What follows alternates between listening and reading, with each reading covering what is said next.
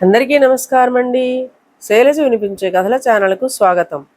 ఈరోజు మనం వసుంధర గారు రచించిన అచ్చొచ్చిన వేళాకోళం అనే కథను విందాం. ఈ కథ ఆగస్టు 1996 చందమామలో ప్రచురింపబడింది. చంద్రపురంలో సీతయ్య కుటుంబం అతిథి మర్యాదకు పెట్టింది పేరు. ఒకసారి వికారుడనే దూరపు బంధువు వాళ్ళింటికి వచ్చాడు. ఆయనకు పిల్లలను ఏడిపించటం మహాసరదా. సీతయ్య మనుమడు రామునికి 10 ఏళ్లుంటాయి. వాడికి చిత్రలేఖనం అంటే చాలా ఇష్టం. రోజు ఏవో బొమ్మలు గీస్తుంటాడు. వికారుడు చుట్టపు చూపుగా వచ్చాడు కదా అని రామం కష్టపడి గుర్రం బొమ్మ గీసి ఆయనకు చూపించాడు. ఆయన తన బొమ్మను పొగుడుతాడని రామం ఆశించాడు.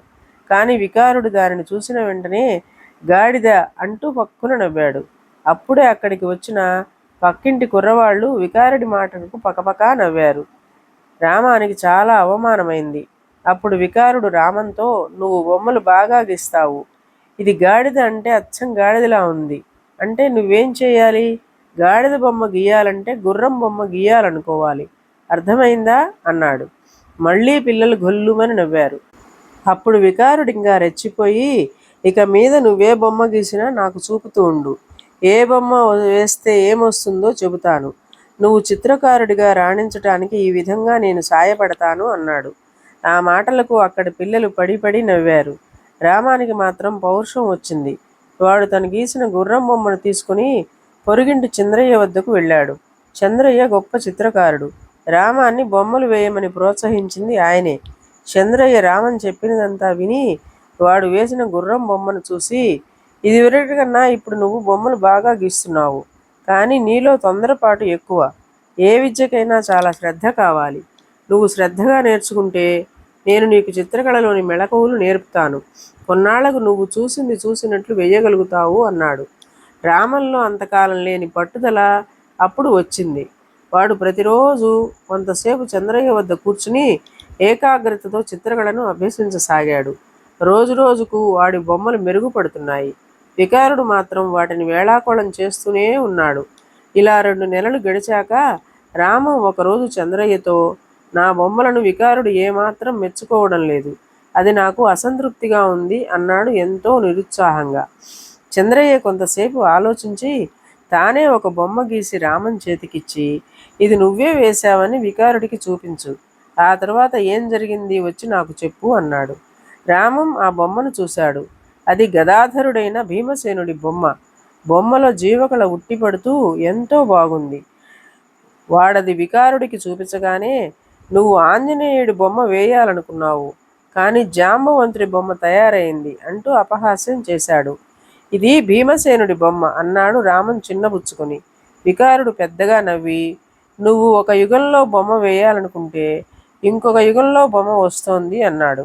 రామన్ చంద్రయ్య దగ్గరకు వెళ్ళి జరిగింది చెప్పి, మీకు కూడా బొమ్మలు వేయడం రాదు, అందువల్లనే నాకు కూడా చిత్రకళ అబ్బడం లేదు అన్నాడు బాధగా. దీనికి చంద్రయ్య చిన్నగా నవ్వి, ఆ వికారుడిది మంచి బుద్ధి కాదని నాకు అనుమానంగా ఉన్నది. ఆయన ఎలాంటివాడు అని అడిగాడు. 2 నెలలుగా మా ఇంట్లో తిష్ట వేశాడు.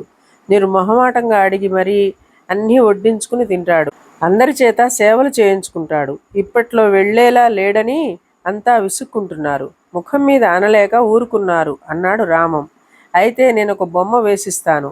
వికారుడితో సహా అంతా కలిసి ఉన్నప్పుడు ఆయనకు తప్ప మిగతా వాళ్ళందరికీ ఈ బొమ్మను చూపించి, నువ్వే వేశానను. వికారుడికి తన వేలితో తనకన్నే పొడుచుకున్నట్టు కాకపోతే నన్ను అడుగు అంటూ అప్పటికప్పుడు ఒక బొమ్మ వేసి రామానికి ఇచ్చాడు. రామం చంద్రయ్య చెప్పినట్లే చేశాడు. ఆ బొమ్మను చూసి వాడి తాత పంది అన్నాడు. బామ్మ దున్నపోతు అన్నది. తండ్రి గాడిద అన్నాడు. తల్లి ఎద్దు అన్నది. బాబాయిల్లో ఒకడు కుక్క అంటే ఇంకొకరు నక్క అన్నారు. ఇదంతా చూస్తూ వినోదిస్తున్న వికారుడు ఉత్సాహంగా, ఏది నన్ను కూడా ఒకసారి చూడనివ్వండి, నాకేమనిపిస్తుందో చెబుతాను అంటూ ఆ బొమ్మను తీసుకున్నాడు. అంతే, అతడి ముఖం పాలిపోయింది. ఆ బొమ్మ అచ్చం వికారుడిది. గీసిన బొమ్మలో ఏ లోపమూ లేదు. సీతయ్య కుటుంబానికి తన మీద ఎంత విసుగు, కసి ఏర్పడిందో వికారుడికి అర్థమైంది. ఆ కసి తీర్చుకునే అవకాశం కూడా తానే ఇచ్చాడు. రామం ఎంత బాగా బొమ్మ గీసినా దాన్ని వేరే పేరుతో పిలిచి వినోదించాడు. ఇప్పుడు సీతయ్య కుటుంబం అదే పని చేస్తే తను తప్పు పట్టలేడు కదా. వికారుడు అప్పటికప్పుడే తన ఊరికి ప్రయాణం కట్టాడు. అంతవరకు ఎంతో సంతోషిస్తున్న రామంతో సీతయ్య, నీ బొమ్మలను వేళాకోళం చేయడం వికారుడికి అచ్చి రాలేదు, కానీ మాకు అచ్చి వచ్చింది అన్నాడు. తాతకు ఏం చెప్పడానికి తోచక రామం అలాగే నిలబడ్డాడు. అప్పుడు అక్కడికి వచ్చిన చంద్రయ్య సీతయ్యతో, రామానికి చిత్రకళ పట్ల ఆసక్తి ఉన్నది, ప్రోత్సహిస్తే మంచి చిత్రకారుడు కాగలడు. అంతేగాని వాడు గీసే బొమ్మలను వేళాకోళం చేయడం సరికాదు. వెలుగుతున్న దీపం ఒత్తిని పుల్లతో ఎగదోసే విధంగా పిల్లల్లోని శక్తి సామర్థ్యాలను మంచి మాటలతో ప్రోత్సహించడం పెద్దల బాధ్యత అన్నాడు. సీతయ్య అవునన్నట్లు రామం కేసి మెచ్చుకోలుగా చూశాడు. రామన్ సంతోషంగా నవ్వాడు. ఇదండి కథ.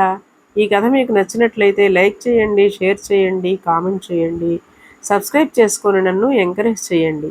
నమస్కారం అండి.